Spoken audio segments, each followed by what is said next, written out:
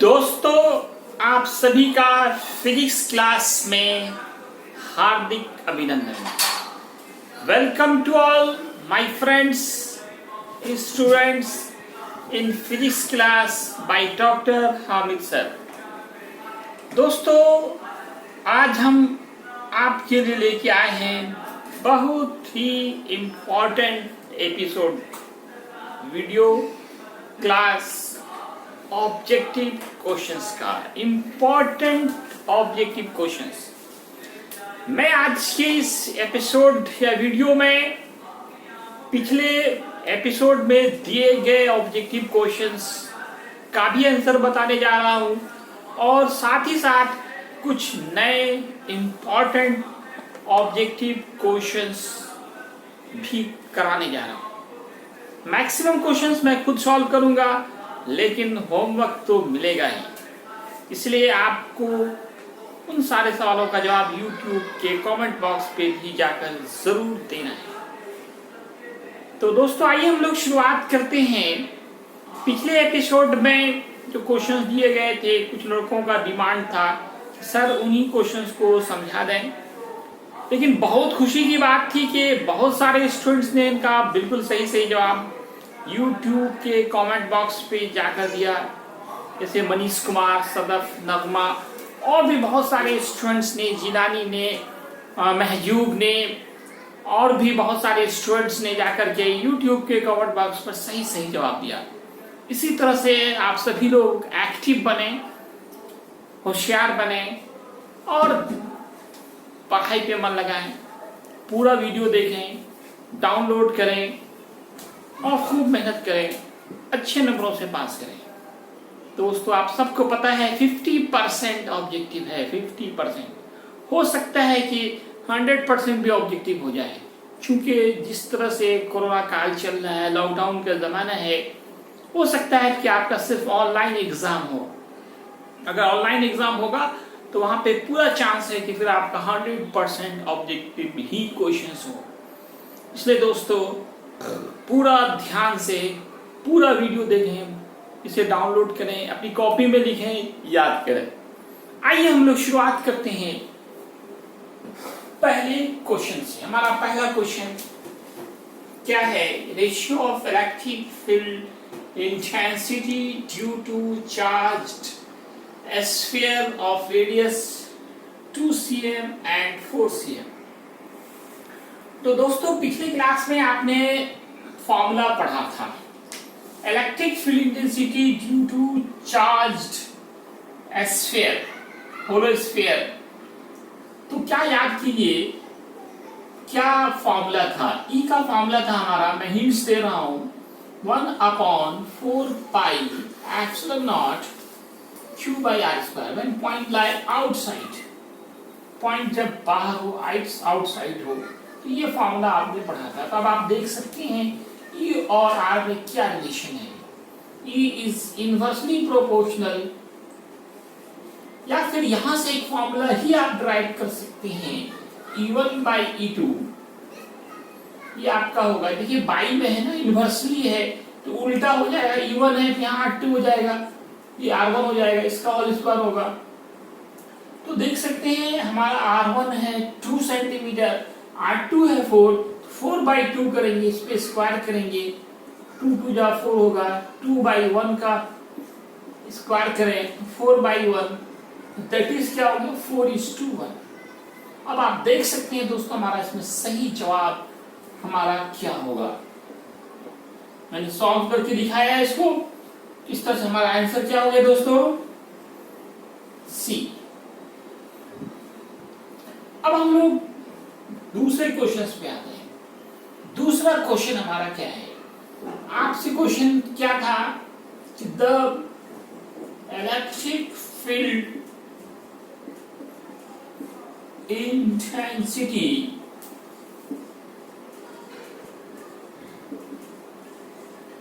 at the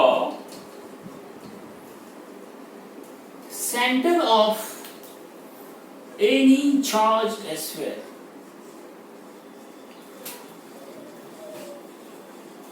any charged sphere दोस्तों हम लोगों ने इसको एक क्वेश्चन को लॉन्ग क्वेश्चंस में स्पेशल केस में इसको किया था हम लोगों ने। चार्ज होलो स्फीयर की बात हो रही है।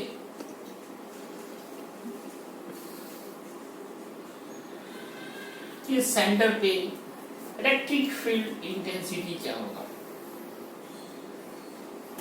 इसमें option 1/4 pi epsilon naught q by r square, 1/4 pi epsilon naught q by r square,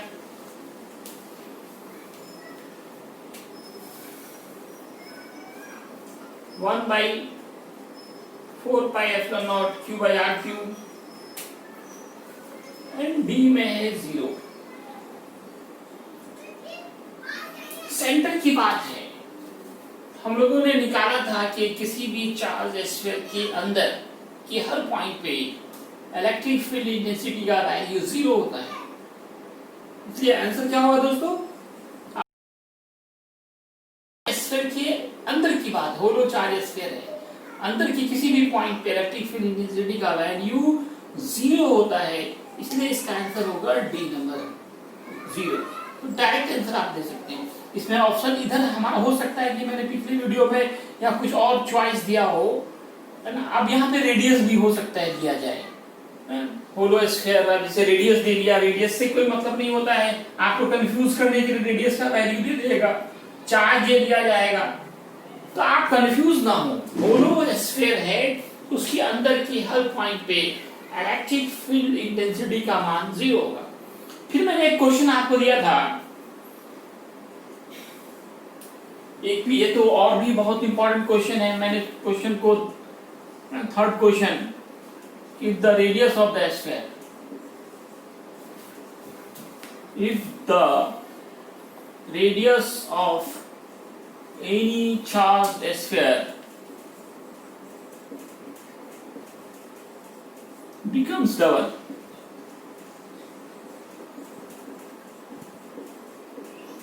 then what will be change in electric flux? Change in electric flux. Option है आपका A number half, double, 4 times,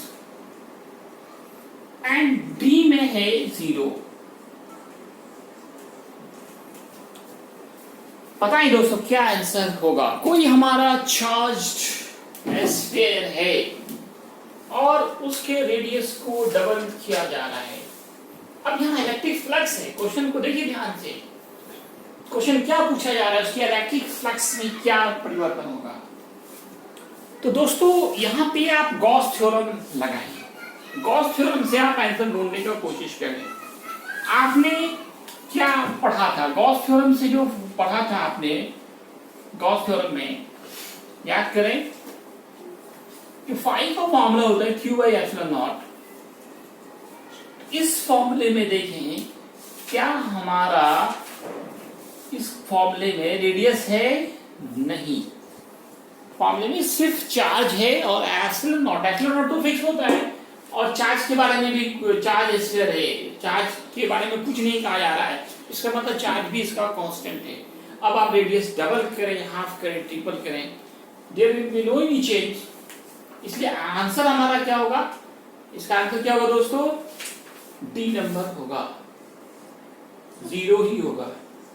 अच्छा, यहाँ पे अगर double नहीं, 4 times, 3 times, 2 times, half, है ना, कुछ भी रहे, हमारा आंसर क्या होगा? 0 होगा। इलेक्ट्रिक फ्लक्स किसी भी चार्ज स्फीयर का वो रेडियस पे डिपेंड नहीं करता। हिंट्स के लिए आप उस फॉर्मूले को देखें, गॉस थ्योरम से जो फॉर्मूला आया था phi equal Q by epsilon naught. ये हिंट्स के तौर पे आप समझ सकते हैं। दोस्तों ये 3 ऑब्जेक्टिव क्वेश्चंस आपको एक एपिसोड में दिए गए थे। अब मैं अगला क्वेश्चन देने से पहले चाहूंगा इसे आप अच्छे से नोट करें, देख लें। कोई प्रॉब्लम हो तो आप पूछें, कमेंट बॉक्स पे जाके भी आपने प्रॉब्लम्स का, डाउट्स का हमसे साझा कर सकते हैं, तो मैं इसे मिटा सकता हूं। कोई प्रॉब्लम है आप लोगों को ये जो हमारा तीसरा वाला क्वेश्चन आपने समझा, तीसरा तो बहुत ही इंपॉर्टेंट क्वेश्चन है, ये खुद एक शॉर्ट क्वेश्चन भी है। थर्ड वाला जो है ये शॉर्ट क्वेश्चन में भी है, पूछा जाता है। आप एनसीईआरटी बुक में भी देखेंगे ये क्वेश्चन दिया गया है कि किसी स्फीयर का, इसमें आपको कभी कभी रेडियस दिया जाएगा, चार्ज दिया जाएगा, फिर कहेगा डबल हो गया, रेडियस डबल करें, ट्रिपल करें, हाफ करें, there will be no any change, कोई परिवर्तन नहीं होगा।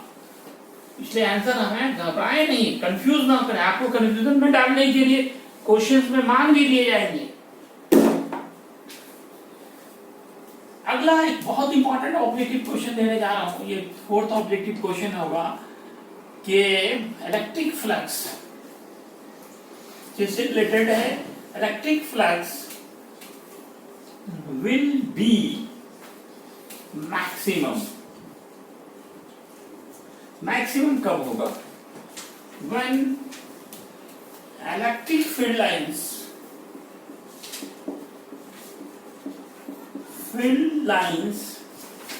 are नंबर 1 ए नंबर में है परपेंडिकुलर टू द सरफेस, ये साइन परपेंडिकुलर का है to the surface.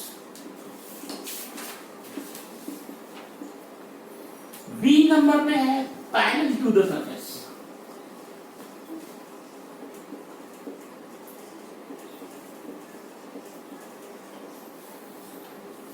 C number में है 30 डिग्री इंक्लाइंड और डी नंबर में है 60 डिग्री इंक्लाइंड। तो दोस्तों यहाँ पे हमारा कौन सा सही जवाब होगा, आपको मैं थोड़ी देर सोचने दे रहा हूं, आप सोचें जब तक मैं अगला क्वेश्चन लिख रहा हूं, इनमें से कौन सा हमारा सही जवाब होगा।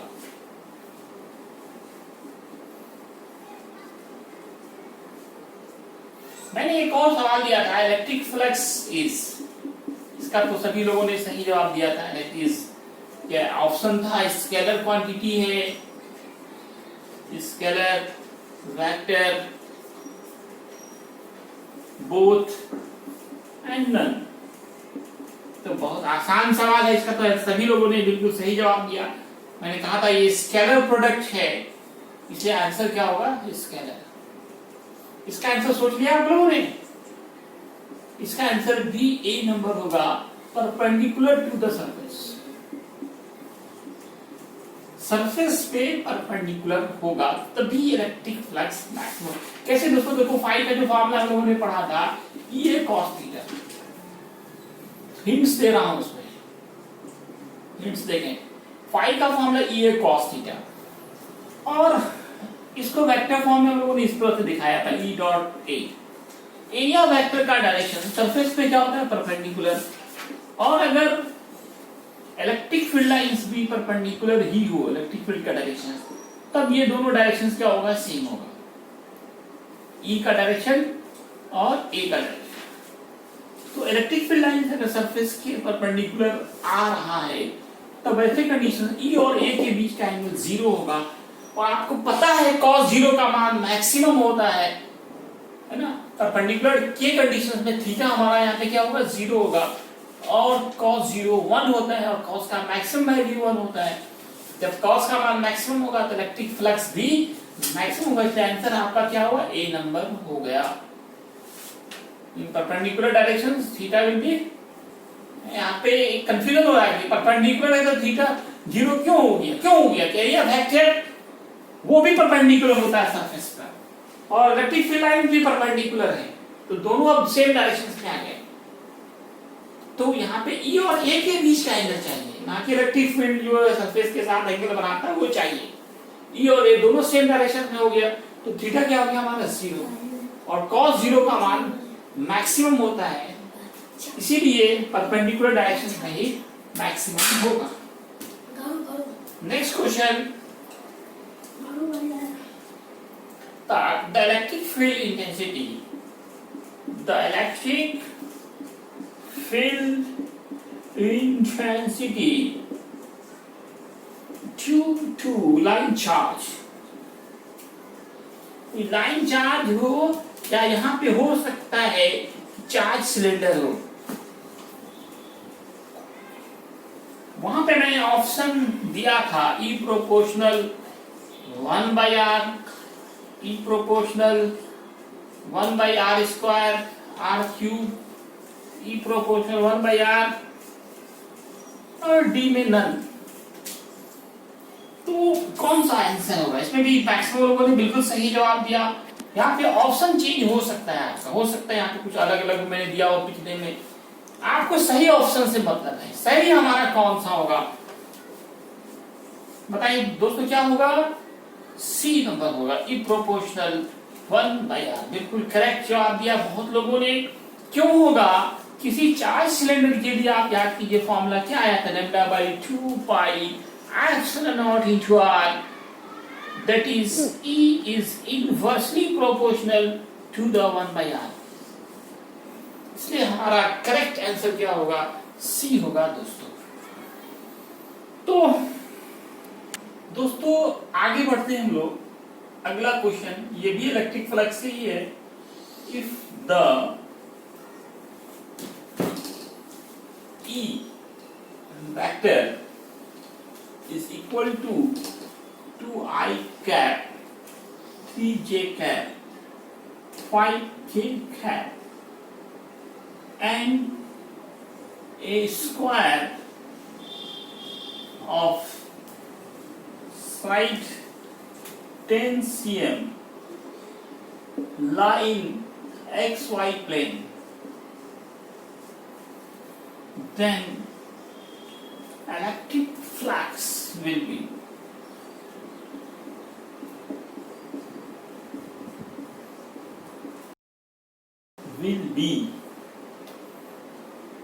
कितने होंगे? इलेक्ट्रिक फ्लक्स का क्या वैल्यू होगा?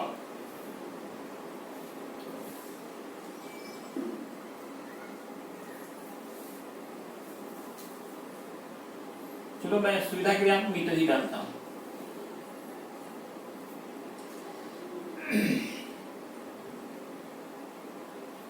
100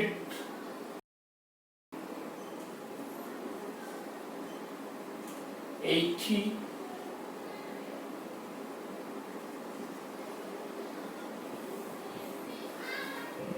50,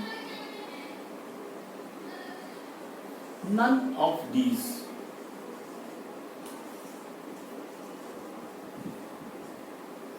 will be an SI system। SI system की बात है।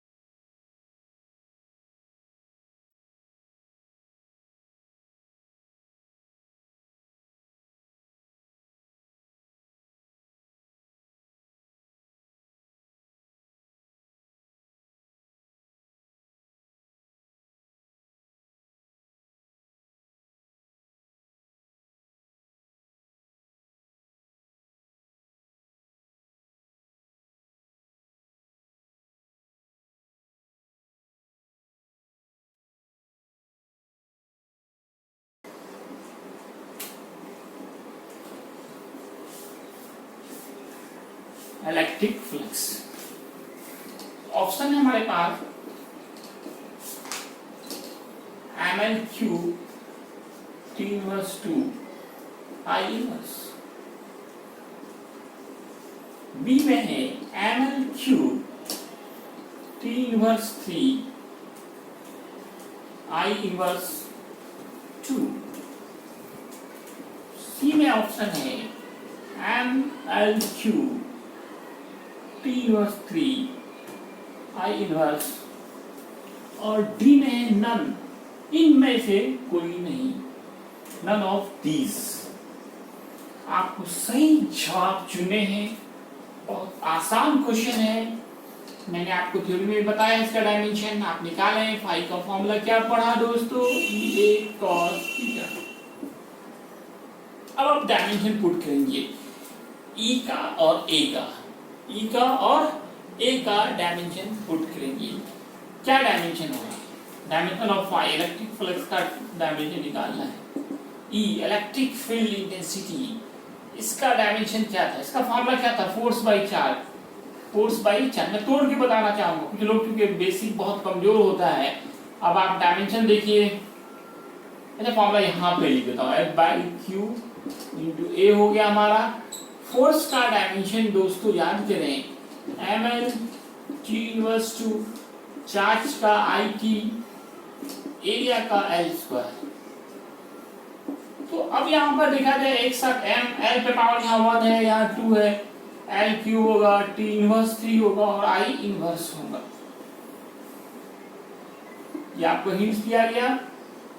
तो बताइए सही जवाब हमारा क्या होगा, कौन सा ऑप्शन सही है। ML³ T−2 है, ML³ T−3 है, लेकिन I−2 है, ये भी गलत हो गया। ML³ T−3 I−, हो सकता है I नहीं देकर यहाँ A भी दिया जाए, I की जगह पे A भी पुट किया जाता है। इस तरह से सही जवाब हमारा सी नंबर आ गया। एक और important question, electric flux due to thin charging, infinite thin charging, infinite thin charge sheet.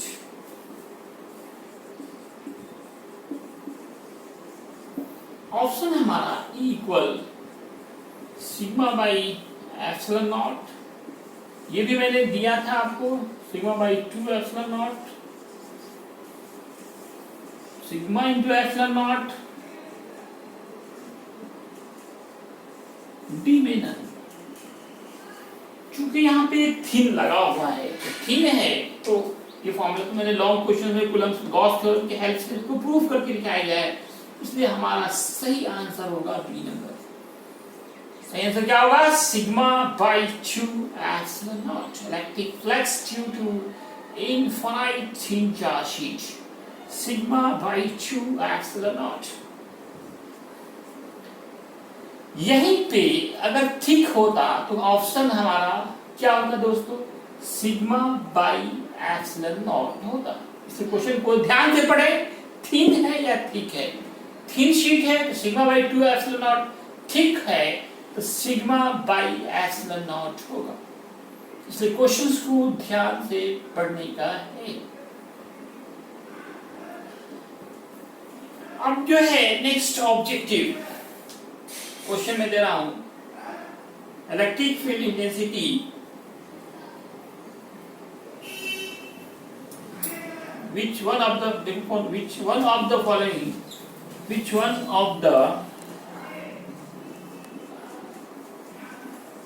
is correct। Option है phi equal E vector cross A vector, E vector by A vector, E vector dot A vector, none. इसमें से कौन सा सही जवाब है। बिल्कुल आसान क्वेश्चन है, आप शुरू से पढ़ रहे हैं। क्या होगा यहाँ पे देखिए, लड़के यहाँ पे गलती करते हैं, क्रॉस ए पे मार देते हैं। पहला होगा सही, जल्दी जल्दी मारो, नहीं क्वेश्चन को ध्यान से पढ़ो। डॉट प्रोडक्ट होता है, क्रॉस प्रोडक्ट नहीं होता है, इसलिए आपका सही जवाब होगा सी नंबर। अब दोस्तों हम लोग आगे बढ़ते हैं। ये सारे क्वेश्चंस जो मैंने आपको इलेक्ट्रिक फ्लक्स से दिया था, अब हम लोग दूसरे चैप्टर के कुछ ऑब्जेक्टिव क्वेश्चंस को देखते हैं। इंपॉर्टेंट जो ऑब्जेक्टिव हैं, for an electric dipole, electric dipole के लिए इसमें से कौन सा सही जवाब है? V proportional 1/r, V proportional 1/r square, V proportional 1/r cube और V प्रोपोर्शनल r स्क्वायर। दोस्तों आप सोचें थोड़ी देर, फिर मैं इसका जवाब दूंगा। बिल्कुल आसान सवाल है और ये भी सब पूछा हुआ क्वेश्चन है और पूछे जाते रहे हैं। For an electric dipole, E proportional 1/r, E proportional 1/r square, E proportional 1/r cube, E proportional r cube। कौन सा सही जवाब होगा? इस पे भी आपको गहन मंथन करें, बताएं इनमें से कौन सा। मैं भी थोड़ी देर में बता रहा हूँ, थोड़ी देर आपको सोचने का टाइम दिया जा रहा है। कौन सा सही जवाब है? आपको खुशी होगी जब मैं इस टाइम से बताऊंगा, पहले आप बताएं। और एनी पॉइंट चार्ज, इसी पॉइंट चार्ज के लिए आपके पास ऑप्शन है E proportional 1/r, E proportional 1/r square, E proportional 1/r cube, none. सोचिए दोस्तों इसका क्या आंसर होगा? बहुत आसान question. For any point charge, question को ध्यान से पढ़ने का है। V proportional 1/r, V proportional 1/r cube, V proportional 1/r square, V directly proportional r। बोलिए दोस्तों इसमें से कौन सा आंसर होगा? आप खुद सोचें। Next question, which of the following is correct? Which one of the following is correct? इनमें से चुनना है कौन करेक्ट है, कौन सही जवाब है। Equal dv/dr, dv into dr,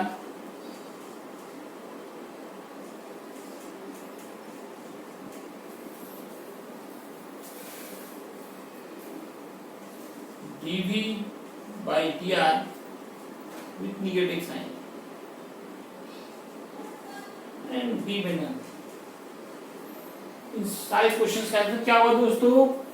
अगर आपको फॉर्मूला याद है तो आप आसानी से आंसर बता सकते हैं।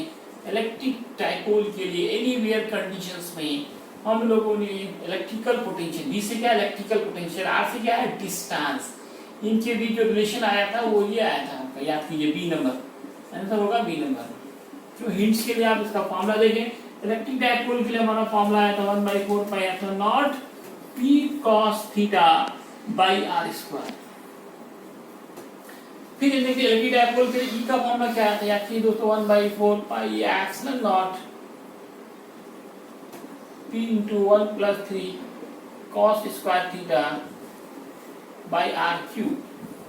इसमें से सही जवाब हमारा कौन सा होगा दोस्तों? r क्यूब है, इसलिए हमारा सी नंबर होगा सही जवाब। अब पॉइंट चार्ज के लिए इलेक्ट्रिक फील्ड इंटेंसिटी और रेडियस के बीच का रिलेशन कौन सा था दोस्तों? आप देख सकते हैं, आपने बिल्कुल सही जवाब चुना, बी नंबर होगा। इस तरह से 30 नंबर का आंसर क्या होगा दोस्तों? पॉइंट चार्ज के लिए V और R में रिलेशन, इसके लिए हमारा बी नंबर होगा। और 40 E और V में relation, E electric field intensity और इलेक्ट्रिकल पोटेंशियल में, ये फॉर्मूला भी मैंने प्रूव करके दिखाया है। आप पिछला एपिसोड्स देखें, इसमें सारे फॉर्मूले इसमें से ड्राइव किए गए हैं, सारे को नोट में लिखाया गया है। इसमें कौन सा सही जवाब होगा दोस्तों? नोट में आपका आंसर कौन सा होगा? आंसर इसमें से बताएं। लोग यहाँ पे देखिए हड़बड़ करेंगे, ये आंसर दे देंगे इक्वल dv/dr।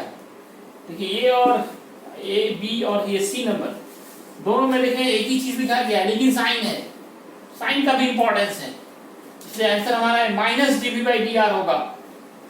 तो कौन सा सही जवाब होगा? C number. अच्छे से नोट करें इसे आप। कोई प्रॉब्लम है, एनी डाउट? मैं ज्यादा से ज्यादा इंपॉर्टेंट ऑब्जेक्टिव आपको बताने जा रहा हूं, नोट करें दोस्तों इसे, एक एक क्वेश्चंस को लिखें। हो गया लिखा हुआ? बोर्ड में बिठा रहा हूं।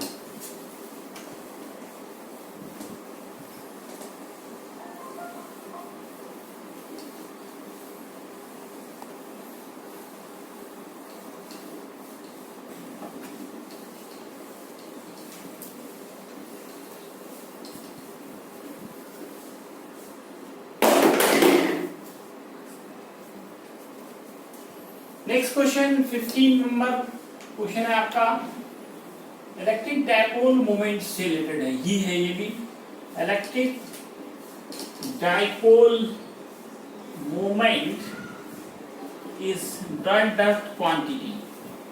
कौन सा क्वांटिटी है? आपका ऑप्शन है scalar, vector, tension, none of these। इसमें से कोई नहीं। सही जवाब आपका कौन सा होगा दोस्तों? इलेक्ट्रिक डाइपोल मोमेंट एक वेक्टर क्वांटिटी है, आंसर होगा बी नंबर। आप जाकर देखें, मैंने पीछे पढ़ाया है इलेक्ट्रिक डाइपोल मोमेंट को, पूरा एक्सप्लेनेशंस के साथ बताया है। ऐसा unit of electric dipole moment.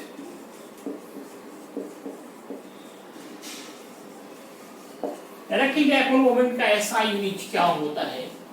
Coulomb by metre, coulomb into metre square, coulomb metre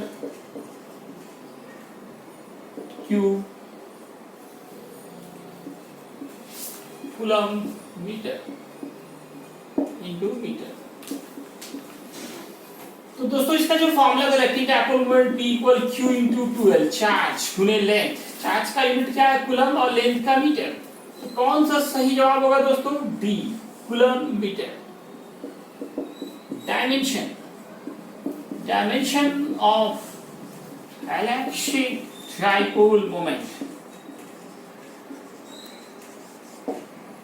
का डायमेंशन क्या होगा दोस्तों? ये भी बहुत आसानी से आप निकाल सकते हैं। आपके पास ऑप्शन है M L T A, M L square T A, M naught L T ए,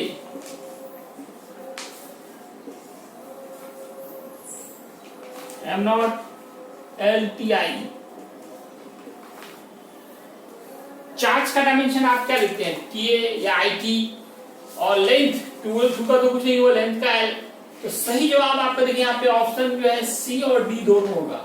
आपको दोनों तरीके से तैयार रहना है। करंट का यूनिट डायमेंशन हम लोग ए और आई दोनों ले सकते हैं, ए और आई दोनों ही ले सकते हैं। तो दोनों सही जवाब है। तो सी और डी दोनों में ही आपको एक ही लगाएंगे तो आपको नंबर नहीं मिलेंगे। सी भी बताना पड़ेगा और डी भी बताना पड़ेगा। The direction of electric dipole moment,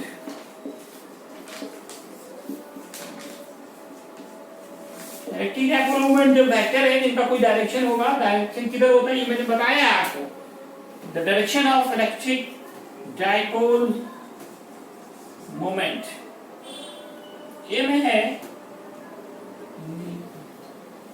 positive to negative charge, negative to positive,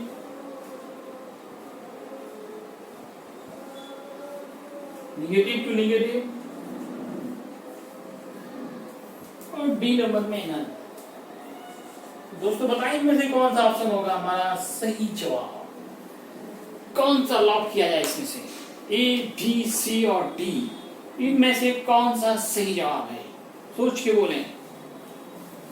बोले कोई भी, which one of the following is correct, direction of electric dipole moment. आप पिछले एपिसोड्स में खोज के यूट्यूब पे NSC classes by Hamid sir पे जाके आप सारे वीडियोस वहां अपलोड किए हुए हैं, आप वहां देख सकते हैं, सारा पढ़ाया जा चुका है आपको, एक भी नहीं छोड़ा गया इनमें से। आप उसको देख करके सही जवाब बता सकते हैं। इसमें से सही जवाब क्या होगा? Direction of electric dipole moment का क्या डायरेक्शन होगा दोस्तों? क्या दोस्तों, क्या जवाब होगा? ये हमारा होगा बी नंबर, आंसर होगा बी। निगेटिव से पॉजिटिव हमेशा फिक्स है। डायरेक्शन क्या होगा? Negative to positive. निगेटिव से पॉजिटिव की तरफ दिशा होती है, निगेटिव से क्या होती है? पॉजिटिव की तरफ। आप सभी क्वेश्चंस को सही से लिख लें, एक बार फिर से नोट करें। मैं पूरा दिखा रहा हूँ, पूरा बोर्ड अच्छे से। ये लास्ट क्वेश्चन को फिर से देख लें, तो स्लाइड कर रहा हूँ। निगेटिव से हमेशा पॉजिटिव की तरफ होगी दिशा, किसकी? इलेक्ट्रिक डायपोल मोमेंट की। स्टॉप आ जाना। अब जो है दोस्तों, आपको होमवर्क दिए जा रहे हैं, सारे ऑब्जेक्टिव का क्वेश्चन अब आपको करके बताना है कि क्या आंसर होगा।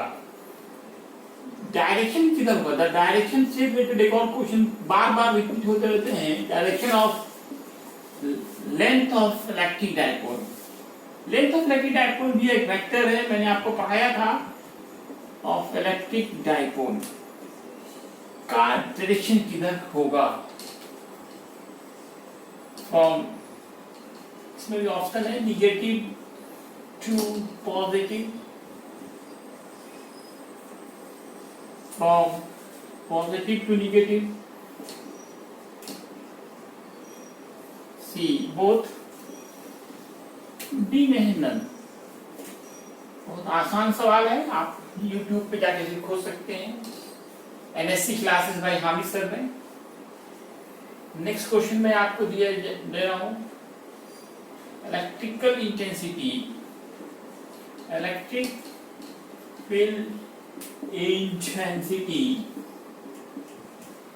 And electrical potential.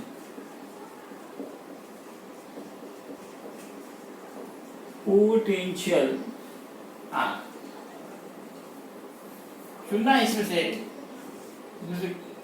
Electric field intensity कौन quantity? Scalar, vector, vector, vector, दोनों वेक्टर है, या एक स्केलर है या एक वेक्टर है? Scalar, vector. D none. अरे यहाँ दो तो ऑप्शन सेम हो चुका है हमारा, यहाँ मैं थोड़ा चेंज कर रहा हूँ, पहले वेक्टर फिर स्केलर, रिस्पेक्टिवली है। ऑर्डर पे ध्यान देना है। आसान क्वेश्चन है लेकिन गलती होने की भी संभावना है। कौन सही जवाब है आपको सोच के देना है, यूट्यूब के कमेंट बॉक्स पे जाके जरूर इसका आंसर देना है।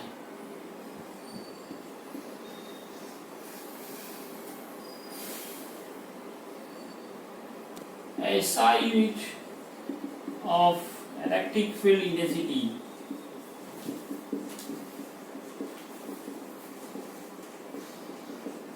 इलेक्ट्रिक फील्ड इंटेंसिटी का SI यूनिट क्या होगा?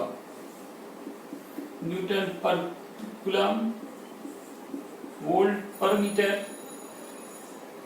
सी नंबर में है A एंड B बोथ, और डी में है नन। आपको चुनना है इनमें से कौन सा सही जवाब है। बहुत आसान क्वेश्चन है लेकिन यहाँ पे भी गलती होने की संभावना, होशियार है। क्वेश्चन को पूरा पढ़ें फिर आंसर दें।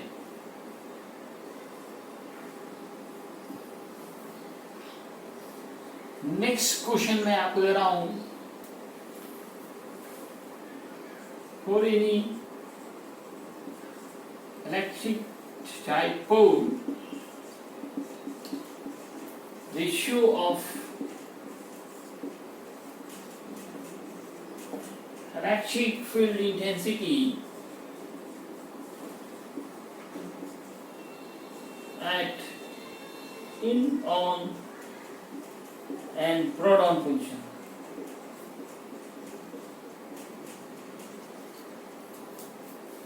ए ऑप्शन है 1:4, बी में है 1:2, सी में है 2:1, 1:1। चुनना है इनमें से कौन सा सही जवाब है। आप सभी को इन सभी सवालों का जवाब YouTube के कमेंट बॉक्स में जाना। मैं अगले एपिसोड में पहले इन सवालों का आंसर बताऊंगा।